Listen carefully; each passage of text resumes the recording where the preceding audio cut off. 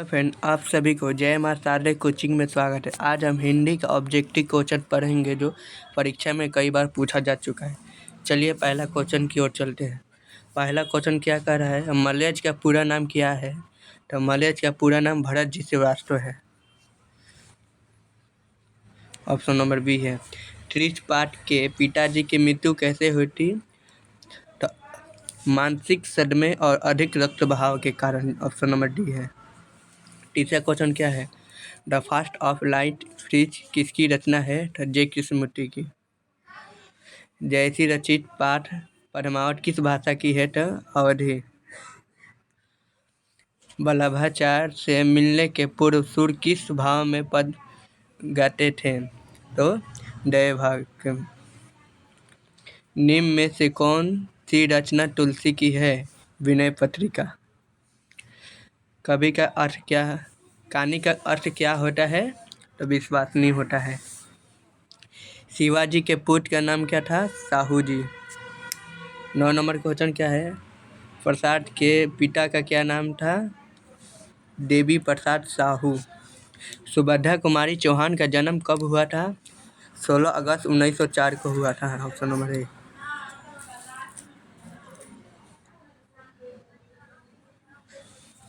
कौन सी कृति शमशेर बहादुर सिंह की नहीं है? भारत इतिहास और संस्कृत नहीं है। नेक्स्ट क्वेश्चन की ओर चलते हैं।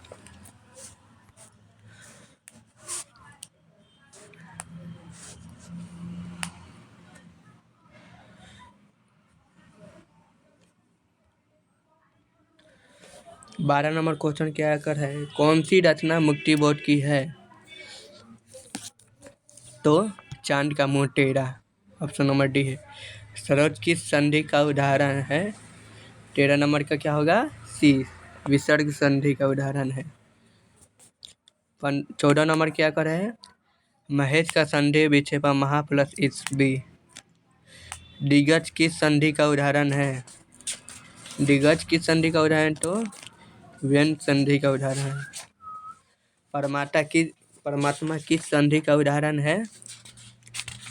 परमात्मा, तो परमात्मा दीर्घ संधि का उदाहरण होता है। नवग्रह शब्द किस समास का है? तो द्विगु समास का होगा। अधिकारण तत्पुरुष में दूसरा पद प्रधान होता है।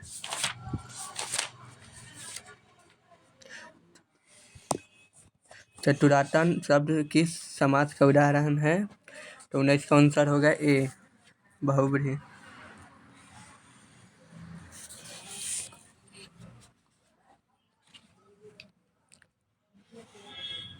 वर्षुन की शब्द है कौन सा समास? तो 20 नंबर का हो जाएगा करण तत्पुरुष। अनुकूल का विलोम प्रतिकूल। श्री गणेश का विलोम क्या होता है? 22 नंबर का है इतिश्री। अमृत का विलोम मृत। चलिए नेक्स्ट क्वेश्चन क्या कर रहे हैं।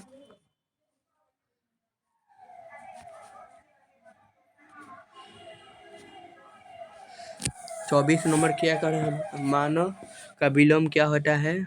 मानव का विलोम दानव। Option number B.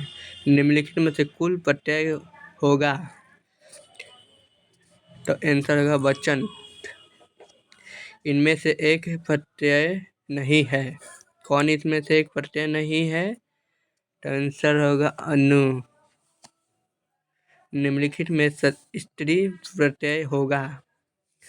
तो 27 का आंसर क्या होगा जी? बताइए लो। 27 का याचित्रिका। निम्नलिखित में कौन शब्द शुद्ध प्रत्यय से बना है? 28 का बी होगा पिकदान। वारिद शब्द का पर्यायवाची शब्द क्या होगा? वारिद का पर्यायवाची शब्द होगा बादल। पंक्ति का पर्यायवाची शब्द नहीं है। पंक्ति का पर्यायवाची शब्द नहीं है तो सी होगा। हर्ब। अमीय का पर्यायवाची शब्द होगा सुधा। उदंड कुछ होना मुहावरे का क्या अर्थ है? उड़न छू होना मुहावरे का क्या अर्थ है? बताइए लोग। उड़न छू होने के संकन देकर भागना, बी आंसर होगा। कानी काटना का अर्थ होता है, तो इसका होगा आंसर डी, दूर रहना।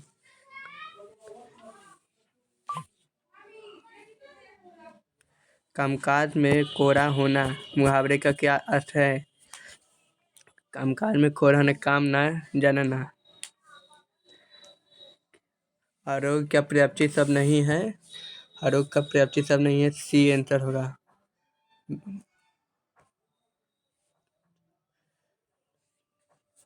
अतनु का पर्यायवाची शब्द होगा आंसर नंबर वसंत। अनिल का पर्यायवाची शब्द होता है पावन।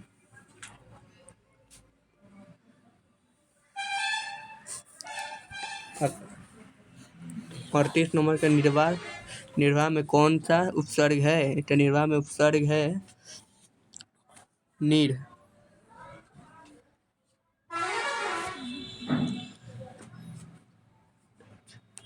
गमनु शब्द का विपरीतार्थक बनाने के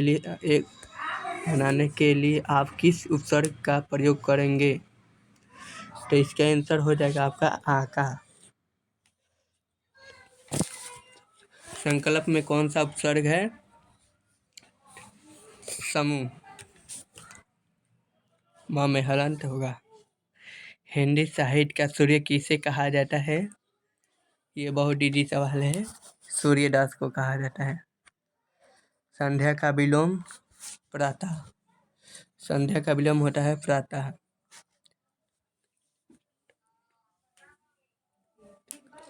आदान का विपरीतार्थक क्या होगा? ए प्रदान। आंसू शब्द है तद्भव। बीजक के रचयिता कौन है? कबीरदास। गोद में सोने वाला कहलाता है अक्षयसी। गुरु के समीप रहने वाला अंतर्वासी, सी होगा इंसान। भूषण की कविता में कौन सा रस पाया जाता है? कमेंट बॉक्स में बताइए। धन्यवाद।